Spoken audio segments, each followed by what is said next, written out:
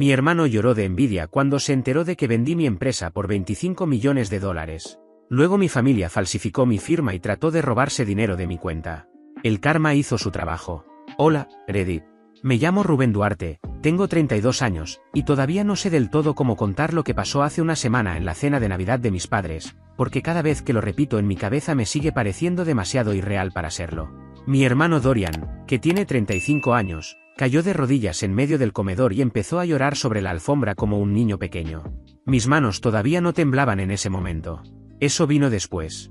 Lo que más recuerdo es el silencio. Fue tan denso que, desde 2 habitaciones más allá, se podía oír el pavó crepitando en el horno. ¿He hecho todo bien?, gimió Dorian, presionándose los ojos con ambos puños. Se suponía que yo era el exitoso. Me debes al menos $15 millones. Mi madre golpeó la mesa con ambas manos con tal fuerza que la salsera saltó. Le robaste su futuro, me gritó. Me lo decía a mí, mientras su hijo de 35 años lloraba en el suelo de una casa por la que ni siquiera pagaba alquiler. Me quedé sentado, con el tenedor a medio camino de la boca y un trozo de pavó enfriándose en él. Y solo pude pensar, 32 años. 32 años para llegar a esto.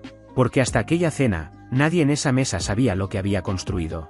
Nadie sabía que 10 años de semanas de 70 horas de trabajo, cenas de fideos instantáneos y una empresa que había comenzado en un cuarto de huéspedes se habían convertido en $25 millones. Solo una persona lo sabía. Yo. Y al final de esa cena, todos lo sabían. En cuestión de una semana, mi propia madre falsificaría mi firma 2 veces para intentar quedarse con parte de lo que había ganado. Y cuando todo terminó, una grúa se llevó un Porsche nuevo, un auto deportivo de lujo, de la entrada de la casa de mis padres, mientras los vecinos observaban desde detrás de sus persianas. Pero ese es el final. Déjenme empezar por el principio, porque ahí es donde realmente está la explicación de todo. En mi familia había 2 tipos de hijos, Dorian y todos los demás. Dorian era 3 años mayor que yo. Era el mariscal de campo, el rey del baile de bienvenida y el hijo cuyas boletas de calificaciones terminaban pegadas en el refrigerador incluso cuando eran mediocres. Porque, como decía mi madre, Serena, Dorian se esfuerza muchísimo, considerando todo lo que tiene sobre sus hombros. Hasta el día de hoy, no sé qué era exactamente lo que tenía sobre sus hombros. Tenía las mismas responsabilidades que yo. La diferencia era que él recibía más atención por ellas. Yo era el callado. El manitas, como me llamaba mi tía Vivian. No lo decía con mala intención, pero sí de la forma en que describirías un pasatiempo en lugar de una persona. Como si yo coleccionara estampillas en vez de construir cosas que funcionaban gracias a la lógica y la electricidad, y que con el tiempo terminarían generando dinero.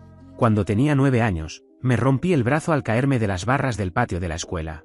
Mi madre fue a recogerme y durante todo el trayecto hacia urgencias, mientras mi brazo colgaba doblado en un ángulo que ningún brazo debería adoptar, pasó 15 minutos explicándome con absoluta calma lo caras que eran las visitas al hospital y cómo debía tener más cuidado.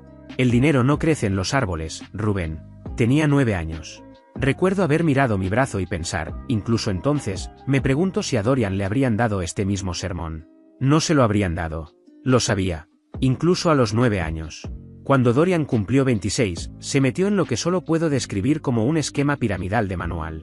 Era algo relacionado con productos de bienestar y una estructura de comisiones por niveles que, incluso para alguien que apenas entendía de finanzas, sonaba a estafa desde la primera diapositiva de PowerPoint. Terminó acumulando $40.000 en deudas persiguiendo aquel negocio. Mis padres sacaron una segunda hipoteca sobre la casa para rescatarlo. Hubo una pequeña reunión familiar para hablar del asunto. Recuerdo estar sentado en esta misma mesa del comedor, con 23 años, escuchando a mi padre decir con gravedad: tenemos que proteger a Dorian. Todavía está encontrando su camino. Dorian tenía 26 años. No estoy muy seguro de qué significa encontrar tu camino a los 26 si no significa lo mismo a los 23. Pero, al parecer, yo ya había encontrado el mío, porque nadie me preguntó jamás si necesitaba ayuda para encontrarlo. Para mi 30º cumpleaños, 2 años antes de aquella cena de Navidad, recibí una tarjeta comprada en una tienda. Era una de esas tarjetas genéricas que decía "Feliz cumpleaños, hijo" en la portada, junto a un dibujo de un pastel. Dentro había un billete de $20 y una nota escrita con la letra de mi madre. No te lo gastes todo en un solo lugar. Con amor, mamá y papá. Tenía 30 años. Para entonces, ya llevaba 8 años dirigiendo mi propia empresa. No dije nada. Simplemente guardé la tarjeta en un cajón. Y visto en retrospectiva, creo que fue en ese cajón donde empecé a guardar muchas cosas en silencio. No solo tarjetas. También la parte de mí que seguía esperando que algún día las cosas cambiaran. Había fundado mi empresa a los 22 años, una plataforma que ayudaba a pequeñas empresas de logística a organizar y automatizar gran parte de su trabajo diario. Era el tipo de software poco glamoroso que nadie pondría en una película, pero por el que muchas empresas estaban dispuestas a pagar. Trabajaba turnos nocturnos en un restaurante para cubrir el alquiler mientras programaba durante el día. La presenté a inversionistas 51 veces antes de que la reunión número 52, con una firma llamada Beacon Lee Ventures, resultara diferente. Llevaba la cuenta exacta de cada fracaso, porque había empezado a usar una hoja de cálculo. Sí, una hoja de cálculo. Yo era el tipo de persona que contaba los rechazos igual que otros cuentan sus victorias. Registraba cada uno de ellos. En parte para torturarme y en parte, porque alrededor del rechazo número 30 decidí que, si iba a fracasar, al menos lo haría con datos. Tomó 10 años. 10 años para convertir una empresa que comenzó siendo solo yo y una laptop en un equipo de 40 personas, luego de 90, y finalmente, de 160. 10 años de fiestas perdidas. 10 años de sacrificar fines de semana. 10 años de perderme eventos familiares, incluidas varias navidades que, lo admito, me salté por completo. Decía que era por trabajo. Y era cierto. Pero, si soy sincero, también era un alivio. El año pasado, un conglomerado tecnológico adquirió la empresa. La operación se cerró por $25 millones. Nunca se lo conté a mi familia. No porque me avergonzara. Y tampoco, a pesar de lo que mi madre gritaría después, por crueldad. Me convencí de que simplemente no había encontrado el momento adecuado para decirlo. Pero, detrás de esa explicación, si soy completamente honesto conmigo mismo, había algo más. Un experimento silencioso y bastante desagradable. Quería saber si alguna vez me notarían sin una etiqueta de precio colgando de mí. Durante casi un año no obtuve respuesta. Y luego la obtuve toda de golpe. En una mesa de comedor, frente a un pavo que se enfrió mientras mi hermano lloraba en el suelo. Fue mi tía Vivian quien lo mencionó.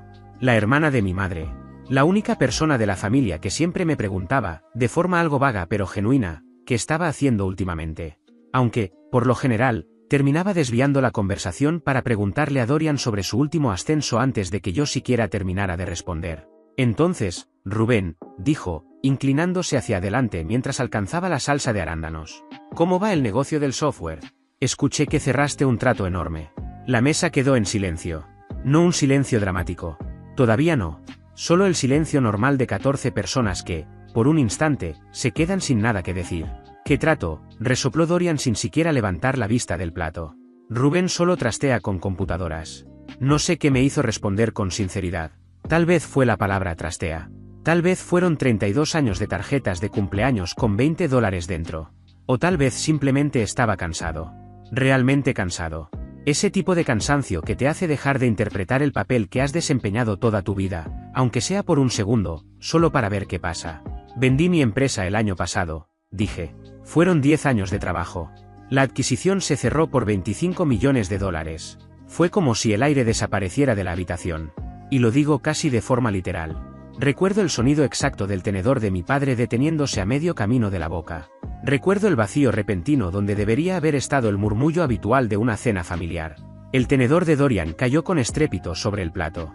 Su expresión pasó de la confusión a la palidez. Y después a algo que nunca antes había visto en él. Algo que, por un instante, se pareció al miedo. Eso no es justo, susurró. Después levantó la voz, casi frenético. No puedes tener esa cantidad de dinero. Empujó la silla hacia atrás con tanta fuerza que estuvo a punto de volcarla. Y entonces ocurrió algo que todavía hoy me cuesta creer. Algo tan absurdo que a veces tengo que recordarme que realmente pasó. Mi hermano de 35 años cayó de rodillas en el comedor y comenzó a sollozar. ¿He hecho todo bien?, gimió, cubriéndose los ojos con los puños. Se suponía que yo era el exitoso. Luego dijo, me debes al menos $15 millones. Quiero detenerme un momento en esa frase, porque eso fue exactamente lo que hice aquella noche. Me quedé inmóvil, procesándola. Me debes. No dijo, me alegro por ti, pero estoy pasando por un mal momento. Ni siquiera dijo, podemos hablar de ayudar a la familia. No, lo primero que dijo fue, me debes $15 millones. Como si mi empresa, mis 10 años de trabajo y mis 51 rechazos simplemente le pertenecieran. Como si todo aquello no hubiera sido más que un recurso esperando a que él lo reclamara. Mi madre golpeó la mesa con ambas manos. Le robaste su futuro, gritó. Me quedé inmóvil, con el tenedor todavía en la mano, mientras 30 años de recuerdos regresaban de golpe. Cada tarjeta de cumpleaños. Cada sermón en el hospital. Cada vez que escuché, Dorian todavía está encontrando su camino. Y entonces lo entendí. Lo entendí con una claridad tan absoluta que casi resultó tranquilizadora. Eso era lo que yo representaba para esta familia. El plan de respaldo. Siempre lo había sido. Y el plan de respaldo acababa de ser activado. Me puse de pie. Tomé mi abrigo del armario del pasillo y regresé a la entrada del comedor. Toda mi familia seguía allí, congelada alrededor de una mesa llena de comida que ya se estaba enfriando. Yo construí una empresa mientras ustedes le pagaban el alquiler, dije. Me lo he ganado. Hice una pausa. Y por primera vez en mi vida, voy a ser egoísta. Luego me fui. Nadie me siguió hasta el auto. 2 noches después, mi teléfono vibró a las 2:47 de la madrugada. Intento de inicio de sesión sospechoso bloqueado. Notamos un inicio de sesión inusual en tu cuenta. Me incorporé de inmediato. El corazón ya me latía con fuerza antes incluso de comprender por qué. Abrí la aplicación de mi banco, Charter Pacific Bank, donde había transferido el dinero de la venta de la empresa por recomendación del director financiero de mi antigua startup. Los fondos estaban distribuidos en varias cuentas y estructuras financieras, incluida una cuenta de alto rendimiento que casi nunca utilizaba. Había 4 intentos de transferencia bloqueados. 4. Cada uno por $15 millones. La cifra exacta que Dorian había exigido durante la cena. Todos dirigidos a la misma cuenta externa. Una cuenta corriente perteneciente a Dorian Duarte. La alerta antifraude también mostraba la ubicación desde donde se había realizado el intento de acceso. Me quedé mirando la dirección IP durante varios segundos antes de reconocerla.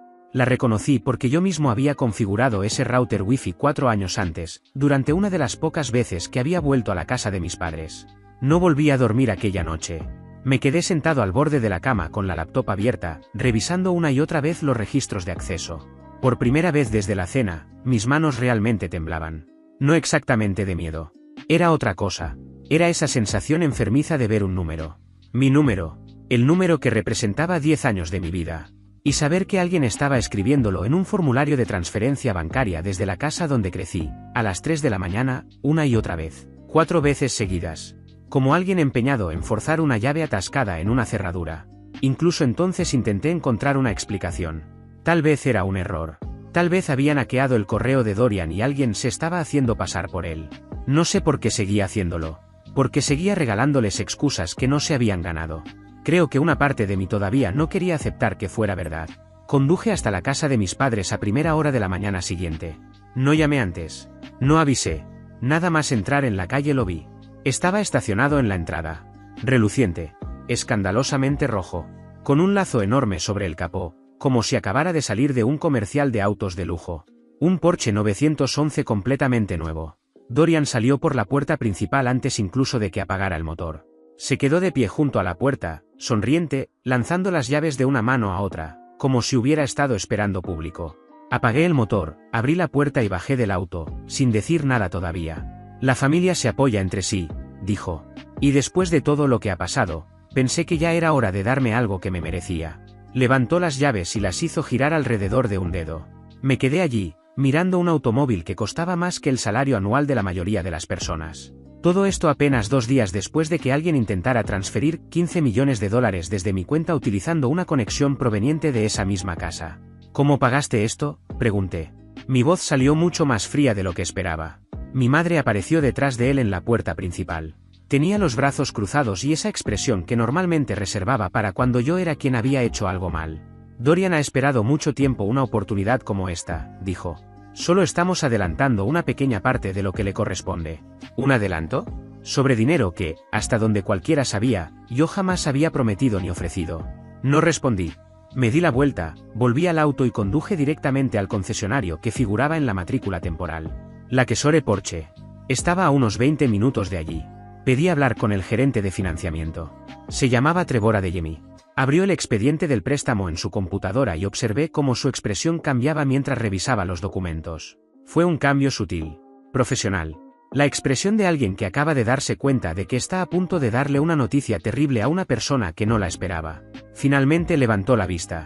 Señor Duarte, dijo con cautela, usted figura como garante de este préstamo. Hizo una breve pausa. Tenemos una autorización firmada. Había llegado a través de DocuSign, una plataforma utilizada para firmar documentos de forma electrónica. Desde una dirección de correo que termina en duartefamily.net, añadió Trevor mientras revisaba la pantalla. Conocía esa dirección. Era una antigua cuenta familiar compartida, creada años atrás para organizar vacaciones, eventos y toda la logística de las reuniones familiares. Yo no la había utilizado en años.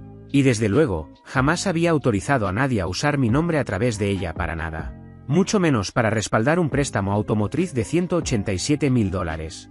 Esa firma no es mía, dije. La expresión de Trevor se volvió completamente seria. Señor Duarte, voy a necesitar que deje eso por escrito. Hoy mismo, si es posible. Es probable que tengamos que remitir este préstamo a nuestro departamento de fraude. Después de salir de la oficina, permanecí sentado en el estacionamiento del concesionario durante casi 20 minutos. Sin moverme.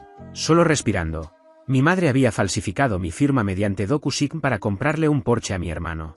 2 días después de que él se hubiera arrodillado en el suelo exigiéndome $15 millones que jamás había ganado. Me apoyé contra el respaldo del asiento y solté una risa breve y vacía.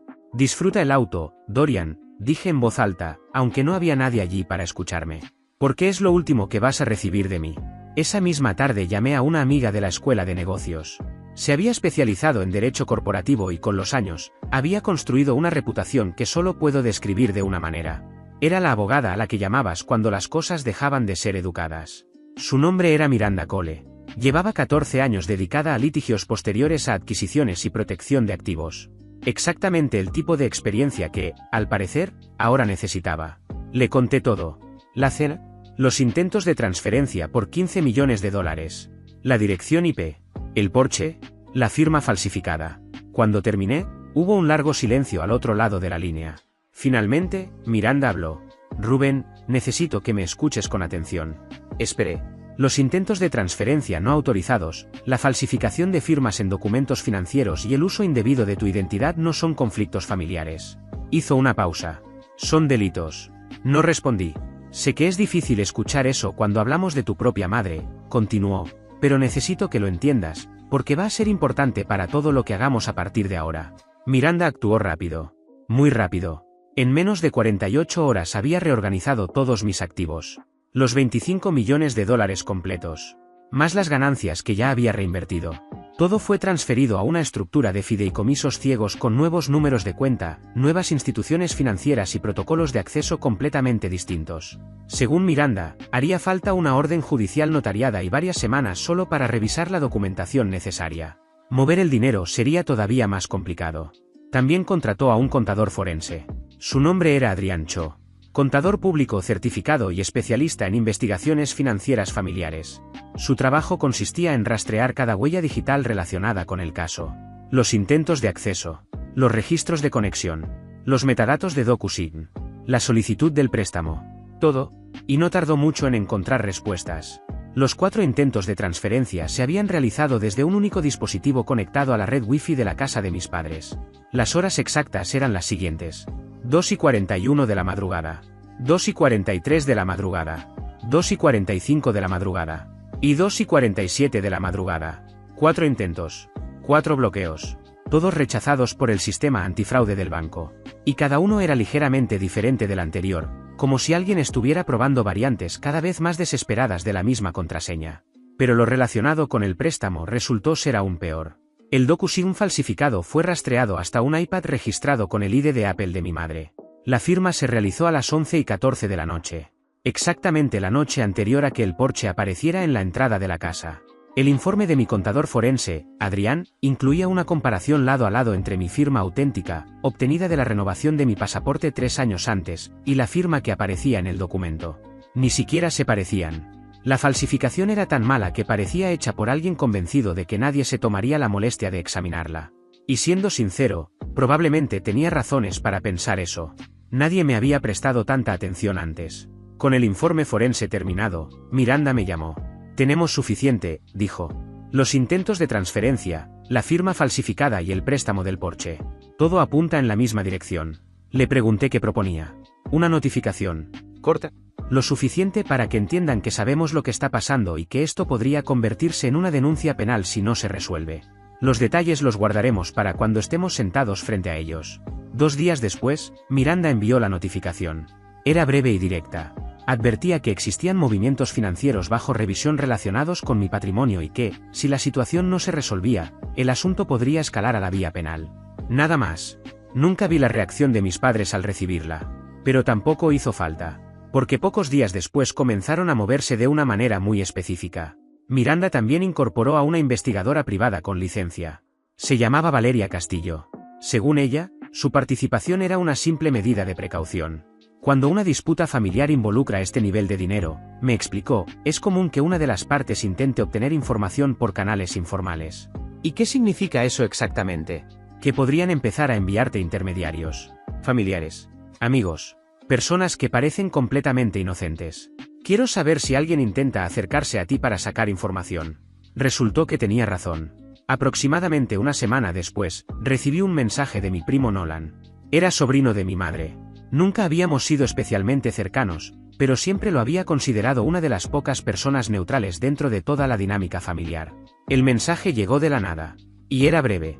Demasiado breve. Hola, Rubén. Hace tiempo que no hablamos. ¿Te gustaría tomar un café? Luego añadió. Solo para ponernos al día. Siento que no hablamos desde hace una eternidad. Estuve a punto de decir que no. Algo en toda aquella situación me resultaba extraño. Nolan y yo no habíamos salido a tomar un café, solo nosotros dos, en al menos 5 años. Pero cuando se lo comenté a Valeria, ella me dio un consejo que se me quedó grabado. Ve, actúa con normalidad. La gente que intenta sacarte información suele ser mucho peor ocultándolo de lo que cree. Tenía razón. Nos encontramos en una cafetería cerca de mi apartamento. Desde el principio, Nolan parecía nervioso. Al principio no supe identificar exactamente por qué. No dejaba de jugar con su teléfono. Lo movía, lo acomodaba, y lo inclinaba sobre la mesa de una forma demasiado deliberada para parecer casual. Unos 10 minutos después lanzó la pregunta. Y lo hizo con un tono que, claramente, él creía que sonaba natural. Entonces, hipotéticamente, si alguien quisiera crear un fideicomiso para un familiar, ¿cómo funcionaría eso? ¿Es algo que una persona normal puede hacer o hacen falta muchos abogados? La pregunta era tan específica y estaba formulada de una forma tan extraña que lo entendí al instante. Sonaba exactamente como alguien leyendo una pregunta que otra persona había preparado para él. No sé explicarlo mejor. Pasé 10 años aprendiendo a leer salas de reuniones, inversionistas y negociaciones. Con el tiempo aprendes a detectar cuando algo no encaja. Y aquello no encajaba. Nolan, dije, ¿tu teléfono está grabando ahora mismo? Se quedó inmóvil. Solo por un segundo. Pero fue suficiente. ¿Qué? No, claro que no. Tomó el teléfono demasiado rápido. Y al hacerlo, lo golpeó accidentalmente contra la mesa. Durante una fracción de segundo alcancé a ver la pantalla. Un indicador rojo de grabación brilló antes de que la volteara boca abajo. Mi madre te pidió que hicieras esto. No era realmente una pregunta. El rostro de Nolan se tensó. Parecía culpa, pero también cansancio. Como si hubiera sabido desde el principio que aquello terminaría mal. Bajó la mirada. Dijo que hablaría con mi corredor hipotecario, admitió en voz baja. Estoy atrasado con los pagos, Rubén. Me dijo que, si averiguaba qué estabas haciendo con los fideicomisos, podría ayudarme. Lo observé durante varios segundos. Luego tomé su teléfono. Seguía grabando. Lo levanté de la mesa.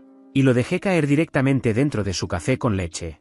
No dije una sola palabra. Simplemente me puse de pie, dejé dinero para mi café y me fui. Voy a ser sincero. No fue mi momento más maduro. Pero tampoco me arrepiento. Hay situaciones que simplemente requieren un pequeño y satisfactorio acto de mezquindad para poder dejarlas atrás. Mientras tanto, el abogado de mis padres había comenzado a ponerse en contacto con Miranda para explorar la posibilidad de una mediación. Según ella, si lográbamos llegar a un acuerdo, el caso podría resolverse sin necesidad de involucrar a la fiscalía. Claro que eso dependía de una condición fundamental, que los términos me protegieran por completo.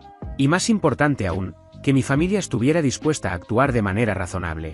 Miranda no era especialmente optimista al respecto, pero aún así consideraba que valía la pena escuchar la propuesta. Una resolución formal, clara y documentada podría evitar años de futuras exigencias, solicitudes de dinero y conflictos legales. La noche anterior a la mediación casi no dormí. Me pasé horas repasándolo todo en mi cabeza. Los intentos de transferencia, el préstamo falsificado, el teléfono de Nolan hundiéndose en su café, y el hecho de que, en cuestión de días, mi familia hubiera pasado de ignorar mi existencia a intentar quedarse con 15 millones de dólares. Poco después de la 1 de la madrugada recibí una llamada de Adrián Cho. Se disculpó por la hora, pero dijo que había encontrado algo que necesitaba mostrarme antes de la reunión. Algo que había descubierto mientras seguía rastreando el resto de la documentación financiera. Rubén, dijo, necesito que entiendas algo. Esto ya no se trata solamente de ti. Sentí un nudo en el estómago. ¿Qué encontraste? Unos segundos después recibí un archivo. Era una solicitud para una segunda hipoteca sobre la casa de mis padres. La habían presentado el mismo mes en que despidieron a Dorian. Y según el análisis forense de Adrián, la firma había sido falsificada utilizando el mismo iPad vinculado a la cuenta de Apple de mi madre. Tu madre solicitó una segunda hipoteca sobre la casa, explicó Adrián. Los fondos fueron depositados en una cuenta a nombre de Dorian. Me quedé mirando el documento.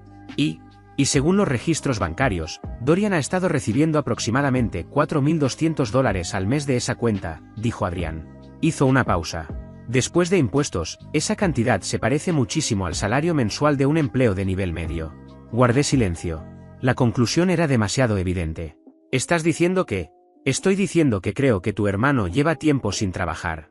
Y que tu madre ha estado ocultándolo y financiándolo en secreto durante meses. Me quedé mirando la pantalla de la computadora. Faltaban menos de 12 horas para la mediación. Y acababa de descubrir algo que estaba bastante seguro de que ni siquiera mi padre sabía. No dormí nada esa noche. La mediación se celebró a la mañana siguiente en una sala de conferencias de la firma de Miranda. Terreno neutral. Como suelen ser estas cosas. Mis padres llegaron vestidos como si asistieran a una gala. Mi madre llevaba un traje crema que nunca había visto antes. Mi padre vestía una corbata que normalmente reservaba para funerales. Dorian entró al final. Llevaba un reloj de plata que, según supe después, había sido comprado la misma semana que el Porsche, utilizando la misma autorización falsificada.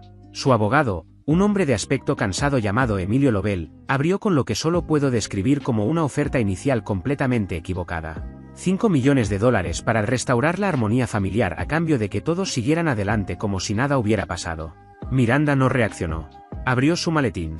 Anexo A, dijo, deslizando una carpeta sobre la mesa. Registros de Charter Pacific Bank que muestran 4 intentos de transferencia de $15 millones cada uno, realizados desde la red doméstica registrada a nombre de Conrad y Serena Duarte, a las 2:41, 2:43, 2:45 y 2:47 de la madrugada, 2 noches después del incidente en la cena de Navidad. La cuenta de destino, en los 4 casos, pertenecía a Dorian Duarte. Emilio abrió la boca, pero Miranda continuó. Anexo B, dijo, deslizando una segunda carpeta. Un contrato de financiación para un Porsche 911 modelo 2024, por un valor de $187.000, garantizado por mi cliente, Rubén Duarte. Mediante una firma de DocuSign que nuestro perito forense ha confirmado que no coincide con la firma autenticada del señor Duarte registrada ante el Departamento de Estado de los Estados Unidos. El dispositivo utilizado para ejecutar esa firma fue un iPad registrado a nombre de Serena Duarte. Mi madre intentó intervenir. Eso no, nosotros solo. Pero Miranda no había terminado. Dorian golpeó la mesa con el puño. Esto es una locura, dijo. Están actuando como si fuéramos criminales. Soy tu hermano, Rubén. Estás siendo tacaño. Estás siendo codicioso. Después de todo esto, no tienes una reputación que defender, Dorian, dije en voz baja. Fue la primera vez que hablaba desde que me senté. Y tuvo más peso del que esperaba. Dorian se sobresaltó. Como si hubiera gritado, aunque no lo hice. Miranda abrió la tercera carpeta. Esta, lo supe al instante, era la que Adrián me había mencionado por teléfono a la 1 de la madrugada. Según los registros obtenidos mediante citación del antiguo empleador de Dorian, Marsdale Logistics Group, dijo Miranda, Dorian fue despedido con causa hace 8 meses. Levantó la vista apenas un segundo. No ha recibido salario desde mayo. No existe ascenso. No existe empleo actual. La sala quedó en completo silencio. Mi padre, que hasta ese momento no había dicho una sola palabra, sentado con las manos entrelazadas sobre la mesa como en un funeral, levantó la cabeza de golpe. ¿De qué está hablando?, preguntó, con la voz quebrada. Dorian, tú sales todos los días a trabajar. Hablas de tu equipo. Dorian intentó reaccionar. Lo que dice mi hermano es mentira, dijo. Pero su voz ya no tenía fuerza. Ya no tenía seguridad. Era fina, inestable. Nada que ver con la confianza con la que había entrado a la sala. Miranda deslizó otro documento sobre la mesa. No hacia mí. No hacia Dorian. Hacia mi padre. El mismo mes en que despidieron a su hijo Dorian, dijo, la señora Serena Duarte solicitó una segunda hipoteca sobre la vivienda familiar, propiedad conjunta de usted y la señora Duarte, por un valor de $94.000. Hizo una pausa breve. La solicitud está firmada. Mi padre miró el papel. Nuestro análisis forense confirma que esa firma fue generada utilizando el mismo iPad y el mismo software empleados en la autorización del préstamo del Porsche. Las ganancias de esa hipoteca fueron depositadas en la cuenta corriente de Dorian mediante pagos mensuales de aproximadamente $4.200. A partir del mes siguiente a su despido.